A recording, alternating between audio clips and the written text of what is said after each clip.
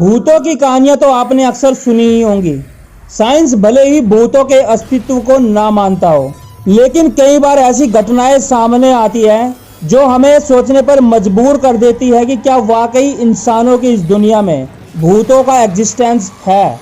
दोस्तों, ट्रेन का सफर करना किसको पसंद नहीं, वो भी अगर विंडो वाली सीट मिल जाए तो क्या बात है। लेकिन अगर सोचो, जिस ट्रेन में आप बैठे हो वो कभी वहां पहुंच ही ना पाए जहां आप जाना चाहते हो और बीच में ही गायब हो जाए तो कैसा होगा। दोस्तों, ये जो घटना है ना, ये वर्ल्ड की सबसे मिस्टीरियस कहानियों में से एक है। बात है 1911 की। इटली की राजधानी रोम की एक ट्रेन कंपनी जैनिटी ने एक ट्रेन बनाया और 106 लोगों को फ्री राइड देने का फैसला किया।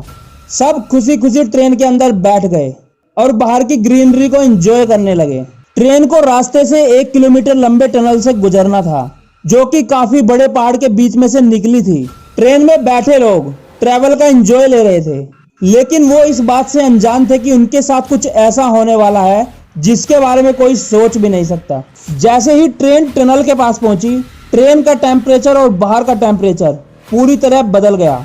सब कुछ अचानक से शांत हो गया। तभी 2 पैसेंजर यह देखकर घबरा गए और ट्रेन से कूद गए।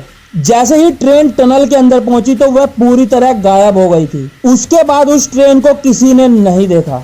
और ये सारी कहानी उन 2 पैसेंजर्स ने बताई जो ट्रेन में से कूद गए थे। उन्होंने बताया कि जैसे ही ट्रेन टनल के अंदर घुसी, अचानक से सफेद रंग का धुआं उठने लगा और ऐसे लगने लगा जैसे ट्रेन किसी होल के अंदर जा रही है।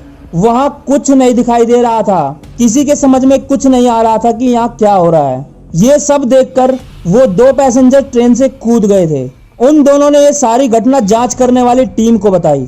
जब जांच करने वाली टीम वहां पहुंची तो वहां कोई सुराग हाथ नहीं लगा। लेकिन सबसे ज्यादा चौंकाने वाली बात अब मैं आपको बताने वाला हूँ। बात यह थी कि 1911 में रोम से गायब हुई ये ट्रेन साल 1814 में मैक्सिको पहुंच चुकी थी। और जब हिस्ट्री को चेक किया गया तो पाया गया कि मैक्सिको में साल 1814 में एक साइकेट्रिस्ट ने बताया कि उनके एक हॉस्पिटल में एक बार 104 लोगों को पागलपन की शिकायत के बाद भर्ती किया गया था।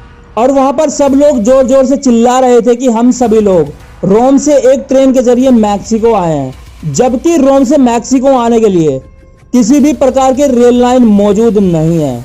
लेकिन एक रिपोर्ट देखकर मैक्सिको के अधिकारियों के होश उड़ गए जब उन्हें पता चला कि जहाज के जरिए तो वहां इटली का कोई यात्री आया ही नहीं। ये सारा किस्सा देखकर मैक्सिको के अधिकारियों की हवा खराब हो गई थी। तो वहां दूसरी ओर रोम में इस ट्रेन का कोई अता पता ही नहीं था। डर के मारे रोम की सरकार ने इस सुरंग को तुरंत बंद करा दिया था जहां से रहस्यमयी ट्रेन गायब हुई थी। ये घटना आज भी पूरी दुनिया के लिए एक मिस्ट्री बनी हुई है। और सबसे बड़ी मिस्ट्री ये है कि आज तक इटली, रसिया, जर्मनी और रोमानिया के कई हिस्सों में इस ट्रेन का देखे जाने का दावा किया जा चुका है।